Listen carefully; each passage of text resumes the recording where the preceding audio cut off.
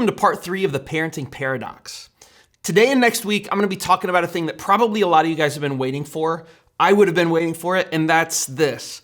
How do I make my kids obey? Great question. I'm so glad you asked it. Here we go. So every year at Christmas, Terry and I are invited to go to this really big corporate Christmas party. They spare no expense to make this thing huge and awesome for their team. They have it in a local ballroom at a hotel downtown, and it's decorated. It's super fancy.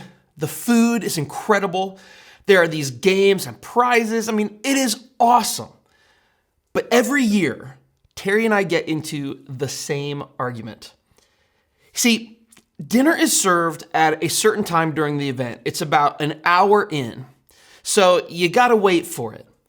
But the desserts are already preset on the table when you get there. So here I am every year sitting there starving and looking at a bunch of delicious desserts that are covering the table. So I do what anyone would do.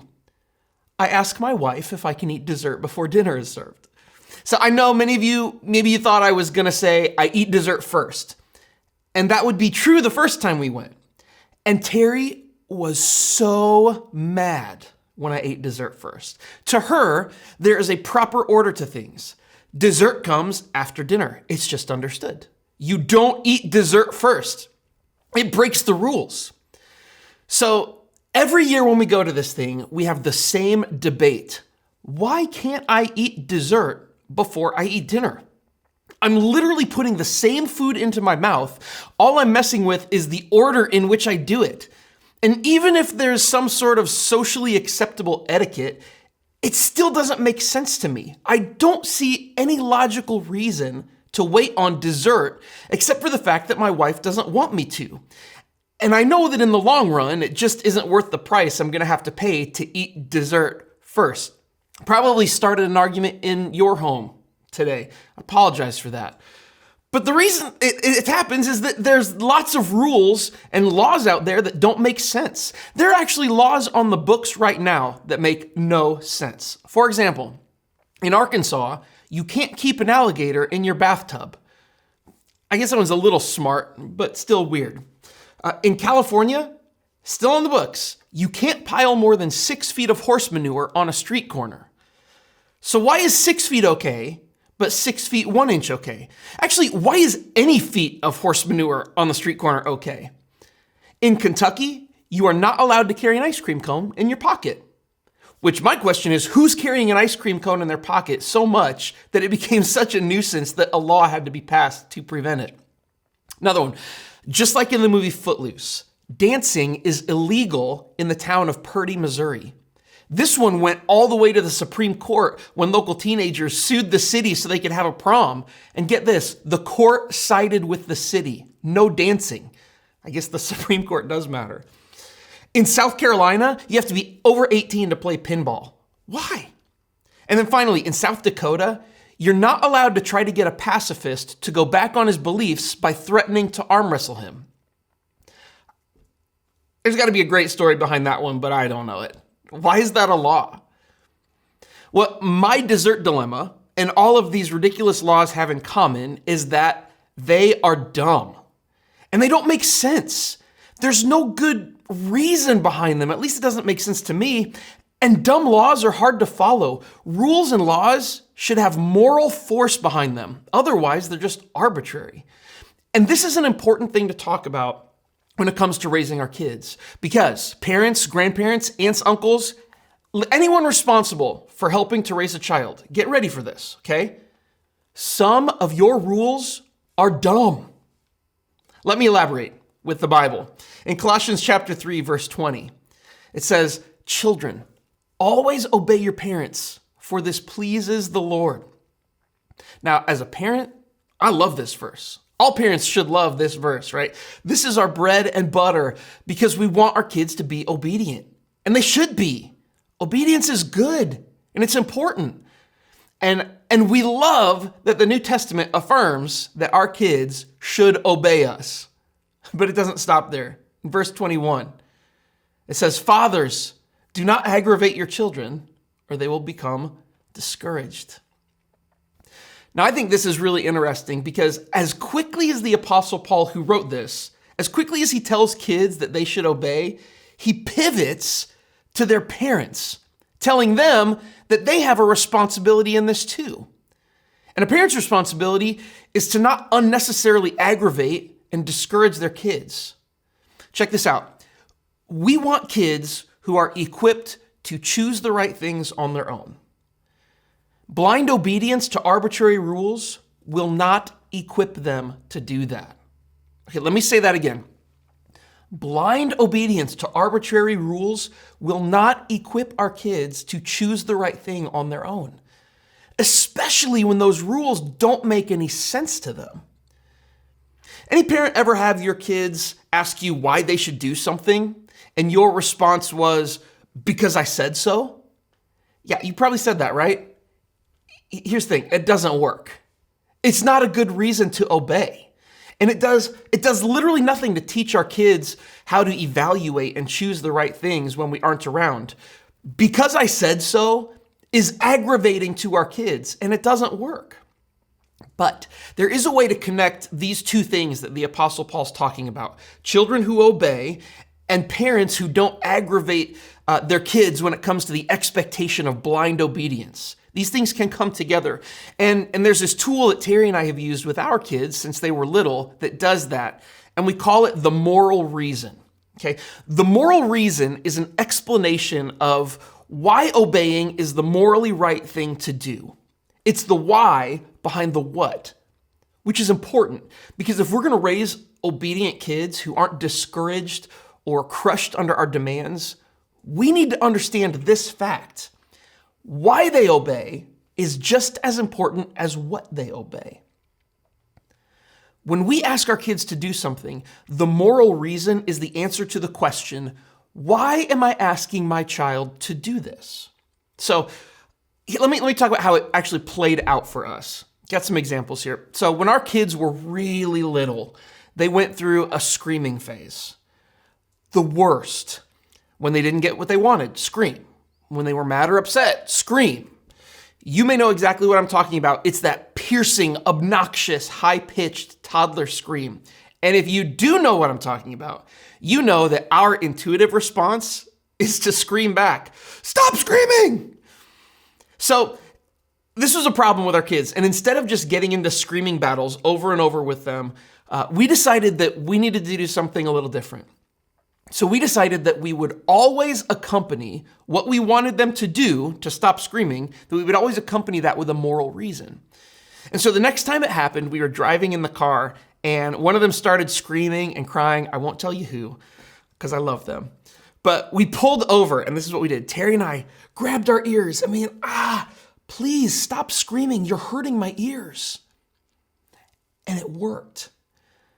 And the reason it worked is because hurting people is morally wrong, and even toddlers can understand that moral principle. I shouldn't hurt other people's ears. As our kids got older, there were other things that came up, things like running in church. Don't run in church. I swear, oh my gosh, I've heard that my whole life, and I always hated it because it made no sense to me, right? They let kids run during kids' church, but then as soon as kids' church is over, I can't run? Why? What's the difference? But as our kids got older, the moral reason made things clearer even to me. Because now, don't run in church isn't some sort of mystical spiritual rule that if we break it, it makes God mad. But now, we would tell our kids, listen, we don't run in church because there are some people who are older and more fragile who could really get hurt if we bumped into them. They're really old and frail people like Tracy Rosenberger. The moral reason has made it so that the church isn't just some place we arbitrarily don't run anymore, but it's made it a place now instead where we are looking out for the good of others. And that's why we don't run. We don't want to hurt somebody. The moral reason, it clarifies to our children why our rules actually really matter in a way that makes sense. And it clarifies our motives as parents because it exposes why we are asking for what we are asking for. Because like I said, sometimes our rules are dumb. Check this out. When our son Calvin was in middle school, we were getting ready to go to church one Sunday and he was running late. And just as background, just so you know, Nobody gets bedhead like Calvin. His hair gets so wild and stands up so high and so tall that, it's a thing to behold. And since he was running late and his hair was insane, he just put on a baseball cap and came downstairs to go. Now, Terry is a rule follower. She always has been. And she grew up in church where you don't wear hats. And she said, Calvin, take that off. You can't wear a hat to church. And Calvin said, why not? And we looked at each other for a second because we didn't really have a good answer. In fact, the only really good answer was that because you just don't. We couldn't come up with a sufficient moral reason to not let him wear a hat to church. So he wore a hat to church. The moral reason has a way of clarifying to us as parents when we might be asking for things that aren't necessarily for our kids' good, but just out of our own preference or tradition. Now, at the heart of all this, we are really just trying to do what Jesus did for us. See, Jesus was raised in a Jewish religious culture that followed the law of Moses, which is what we know as the Old Testament primarily. And according to their own Jewish rabbis, the Jewish law contained 613 distinct rules that all good Jewish people were supposed to know and follow. And the religious leaders, they piled on to people with those rules. Jesus described the rules and how they were applied like this in Matthew 23, verse 4. He said, they crush people with their unbearable religious demands, and they never lift a finger to ease the burden. Crushed with unbearable demands. Clearly, Jesus wasn't a fan of burdensome rules being piled onto people as a model for knowing God or having a relationship with Him. And that's why Jesus created for us the template for the moral reason in Matthew 22. And he said, you must love the Lord your God with all your heart, all your soul, and all your mind. This is the first and greatest commandment. And a second is equally important. Love your neighbor as yourself. And here's the biggest part. The entire law and all the demands of the prophets are based on these two commands. Jesus took all 613 of those burdensome Jewish laws that the people had to carry around, and he ran them through the filter of what was God's real heart for people, that they love him and they love each other. And then Jesus gave the moral reason for the entirety of Jewish scripture, and he said that everything those laws were trying to accomplish could be done not by obeying all of them, but by simply loving God and loving others. And in doing that, he gave his followers a moral center with which to make the right decisions.